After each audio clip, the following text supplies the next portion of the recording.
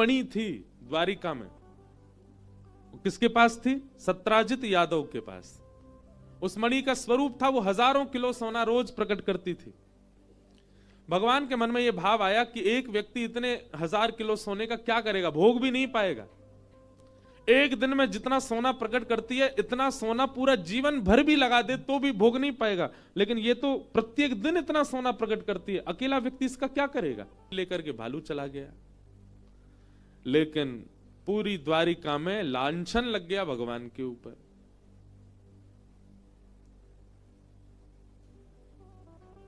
सब द्वारिका के लोग बोले, द्वारिकाधीश कृष्ण मणि मांगने के लिए गए थे प्रसन्न के पास, और प्रसन्न ने देने से मना किया, तो द्वारिकाधीश ने ही सत्राजित के भाई प्रसन्न को बंदी बना के मणि अपनी रख ली होगी।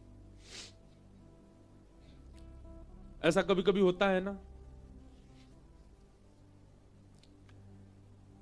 कि आप कुछ गलत नहीं कर रहे थे, आपने केवल उस बात की चर्चा की, करके कोई और चला गया, तो लोगों को यह शंका हो जाती है, वो बात भी यही कर रहा था, किया भी इसी नहीं होगा। ऐसा कभी कभी जीवन में घट जाती है घटना।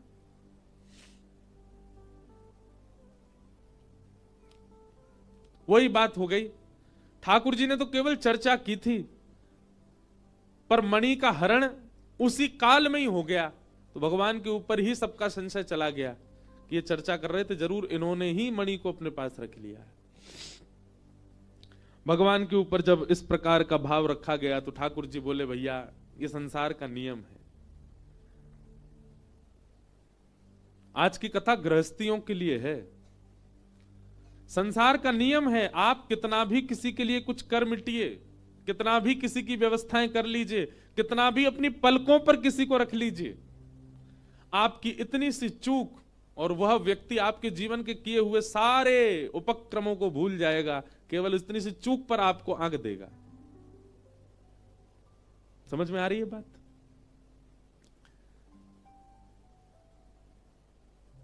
किसी के लिए कुछ भी कर लो आप, पर आपसे जरा सी चूक हुई, वो व्यक्ति तुरंत आपको उस चूक का ही मुखिया मान लेगा। आपने जीवन भर उसके लिए क्या किया उसको सब भूल जाते हैं। पर ठाकुर जी के यहां विपरीत है। ठाकुर जी के यहां विपरीत क्यों है? ठाकुर जी का स्वभाव क्या है? जीवन भर आपने गलत क्या किया इसको ठाकुर जी नजरअंदाज कर देते हैं, पर पूरे जीवन में एक बार आपने क्या अच्छा किया ठाकुर जी याद रखते हैं। सोचो, विचार करो, आप अपने पूरे जीवन में गंगा स्नान कितनी बार किए? व्यक्ति जो बाहर दूर दराज देशों में रहते हैं या दूर शहरों में रहते हैं, वो गंगा जी स्नान करने, बहुत कम ऐसे लोग होंगे जो हर वर्ष आते हो। साल में एक बार, 2 साल में, 4 साल में, 10 साल में, अगर पूरे जीवन का आकलन लगा दे तो व्यक्ति ज्यादा से ज्यादा 50 बार गंगा जी आया होगा, पर 50 बार का उसको फल मिलता है। और संसार उतना ही उल्टा है। आपने 50 बार अच्छा क्या किया इसको कोई याद नहीं रखेगा, पर एक बार गलती क्या करी थी वो जीवन भर याद रखेंगे सब लोग। व्यक्ति की मृत्यु हो जाती है, सब यात्रा जा रही है, राम नाम सत्य है, सब लोग प्रशंसा करते हैं, अरे बहुत भला आदमी था, बहुत बढ़िया था, बहुत अच्छा था, इसने सबका भला ही किया। मृत्यु के समय सब प्रशंसा ही करते हैं, पर उस प्रशंसा में भी एक आध बार एक आध लोग कह देते हैं वो सब तो ठीक है, पर इसने अपनी पत्नी के साथ अच्छा नहीं किया, इसने अपने बच्चों के साथ अच्छा नहीं किया, पड़ोसी से बहुत झगड़ता था, ये उसका सारा हक मार लिया इसने। पर ठाकुर जी के यहां विपरीत चलता है। आपके पूरे जीवन में 50 बार किए गए अच्छे कर्म ठाकुर जी याद रखते हैं, बुरे कर्मों को नजरअंदाज करते हैं। मैं कभी कभी कहता हूं ठाकुर जी जैसा स्वभाव हमारा कभी बन जाए ना, तो निश्चित है उस स्वभाव से ही भगवत प्राप्ति हो जाएगी। मानव की दृष्टि कैसी होती है, मानव के नेत्र कैसे होते हैं, वो कुभावों को बहुत जल्दी कैप्चर करता है, बहुत जल्दी बुराइयां देख लेता है। लड़का वाले कहीं लड़की देखने जाएं, लड़की देख करके जैसे निकलते हैं वापस, गाड़ी में फिर चर्चा होती है, हाँ भाई क्या कैसी लगी, बहुत बढ़िया, पिताजी तो बहुत अच्छे थे, माताजी उसकी बहुत अच्छी थी, लिफाफा मोटा वाला दिया उन्होंने लड़की भी थी तो बढ़िया, चाय तो बढ़िया ही बनाई थी, आंखों से थोड़ी तेज लग रही थी हमको तो। कभी आपने विचार किया ये गुण आप में किसने डाल दिया? आप आज निकलिएगा, अब तो जाने का समय आ गया ऋषिकेश, अब क्या करोगे, पर फिर भी यहां से निकलिए और यहां से लेकर के लक्ष्मण झूला तक केवल लोगों को देखते जाओ। आप अनुभव कीजिएगा, आपके नेत्र अवगुण बहुत जल्दी खींचते हैं। सामने आए हुए व्यक्ति के अवगुण इतनी जल्दी कैप्चर होते हैं, जिसको जानते नहीं, जिसकी पहचान नहीं, जिसका नाम नहीं पता, जिसका गोत्र नहीं पता, वो व्यक्ति सामने से आ रहा है। आप उसके एक क्षण के दर्शन में, एक क्षण की दृष्टि में अपने आप से पूछिए आपने क्या देखा? अवगुण ही निकल के आएगा।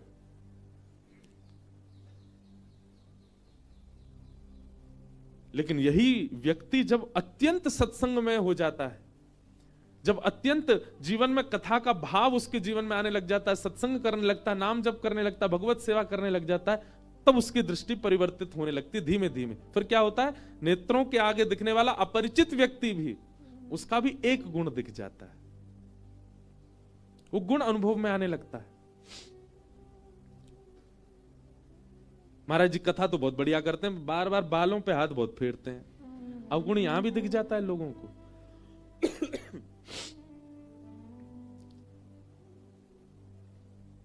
कथा तो बहुत बढ़िया करते, चुटकुल्ला नहीं बोलते कथा में, थोड़ी हंसी आवे, मजा आवे।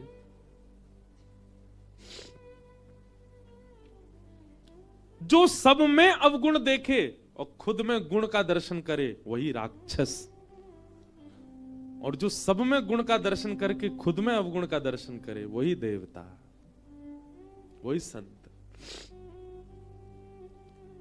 अनुभव कीजिए। अरे मैं कह रहा हूं लक्ष्मण झूला तक मत जाओ, यहीं अपने बगल वाले कोई देख लो, उसमें भी अवगुण ही दिखेगा आपको। अवगुण बहुत जल्दी दिख जाता है। हमारे नेत्र कितने परिपक्व हैं कमी देखने में, पर जब सत्संग जीवन में आता है ना, तो यही नेत्र परिपक्व हो जाते हैं गुण देखने में। मीराबाई कैसी हो गई थी? वो जिसको देखती थी उसके प्रति उनका भाव यही जाता था कि इसमें गुण क्या है। कोई सांवला व्यक्ति, उसको सब कहते हैं अरे रामदेव कालिया आगो।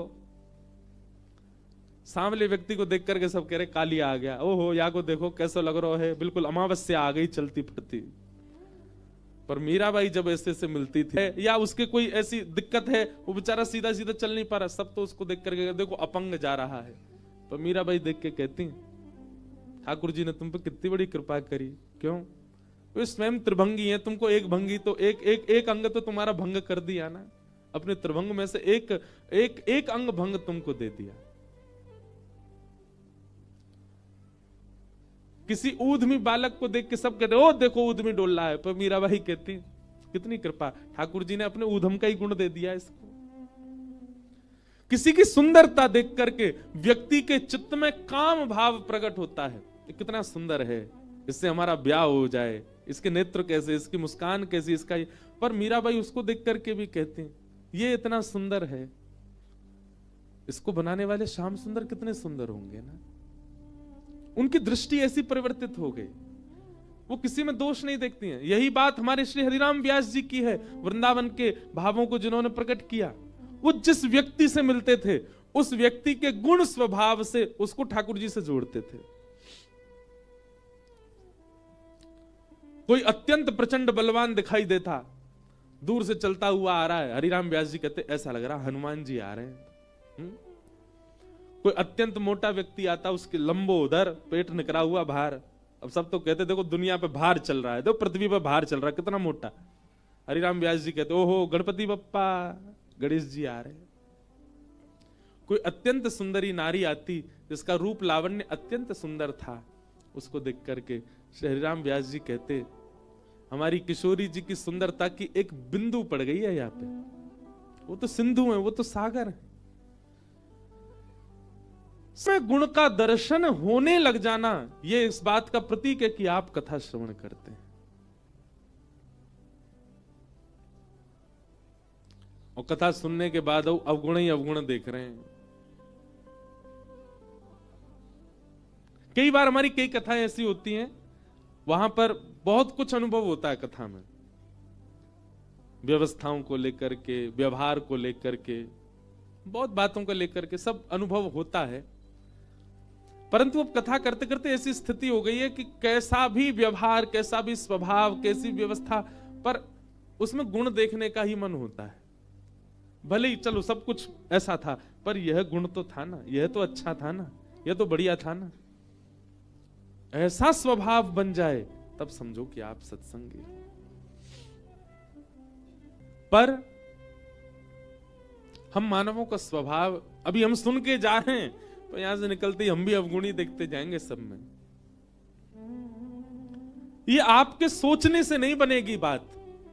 दो ही बात हो सकती है, या तो सत्संग इतना जीवन में हो जाए तो आपके चित्त में परिवर्तन हो जाए, या फिर इस बात को लिख लीजिए कहीं पर, आचार्य प्रसन्न हो जाए आपसे, कोई गुरु प्रसन्न हो जाए आपसे, कोई संत प्रसन्न हो जाए आपसे, उसकी प्रसन्नता से हो सकता है कि आपका काम बन जाए।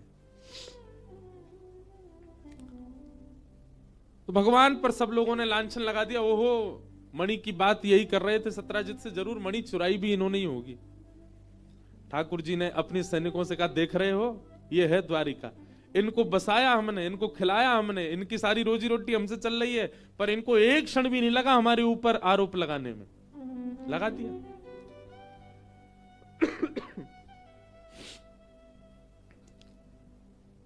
ठाकुर जी बोले कोई बात नहीं, हम देखते हैं क्या करना है। भगवान अपनी सेना लेकर के मणि ढूंढने के लिए गए, तो शेर मरा हुआ, प्रसेन मरा हुआ मिला, थोड़ी दूर पर शेर मरा हुआ मिला, लेकिन मणि दोनों के पास नहीं थी।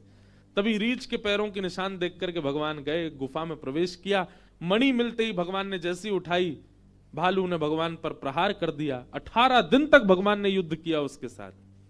18 दिन बाद जब पसीना पसीना हो गया, रीछ चरणों में गिर गया, महाराज मैं सामान्य रीछ नहीं हूं, आपका परम प्रिय जामवंत हूं। भगवान ने हृदय से लगाया, अरे जामवंत जी, आप जामवंत जी सबरी लीलाओं में हैं, ये सतयुग में भी थे। जब भगवान ने बराह बनकर के पृथ्वी को अपनी मुख पर धारण किया, तो जामवंत जी ने परिक्रमा लगाई थी भगवान की पृथ्वी सहित। त्रेता में भगवान राम बनकर के आए तो ये उनके सेनापति थे। द्वापर में भगवान कृष्ण बनकर के आए हैं और श्री जामवंत जी भगवान के ससुर बने। और कलयुग में भगवान जब कल्कि रूप धारण करेंगे तो कल्कि भगवान के सप्त चिरंजीवी सेना होगी, उनमें से एक श्री जामवंत जी भी होंगे। जामवंत जी चिरंजीवी हैं, चिरंजीव। भगवान को देख करके कहा, भगवान मेरी कुटिया पे कैसे आना हुआ? ठाकुर जी बोले इस मणि की वजह से आना हुआ। जामवंत जी बोले ये मणि तो मेरी बेटी का खिलौना है, वो इससे खेलती है। बोले तुम्हारी बेटी का खिलौना है, पर इस मणि की वजह से हम खिलौना बन गए हैं पूरे द्वारिका में, सब हम पे लांछन लगा रहे हैं, हमको दे दो। जामवंत जी बोले मणि आपको चाहिए नाथ? हाँ। तभी जामवंत जी के नेत्र बंद हुए और मन में भाव आया, मेरे पास 2 मणियां हैं, मैं दोनों आपको दे दूं तो? भगवान बोले तुम्हारी इच्छा है, दान करना चाह रहे हो तो कर दो भैया, भगवान है, हम तो सब ले लेते हैं। जामवंत जी ने एक हाथ में तो सिमंतक मणि दी और दूसरे हाथ में अपनी पुत्री का हाथ, जामवती का हाथ दे दिया, ये मेरी दूसरी मणि है, आप स्वीकार करो। और भगवान ने दूसरा विवाह जामवती के साथ में किया। बोलो जामवती रमण भगवान की। ये जामवंत जी की पूर्व से इच्छा थी भगवान हमारे कभी दामाद बन जाएं।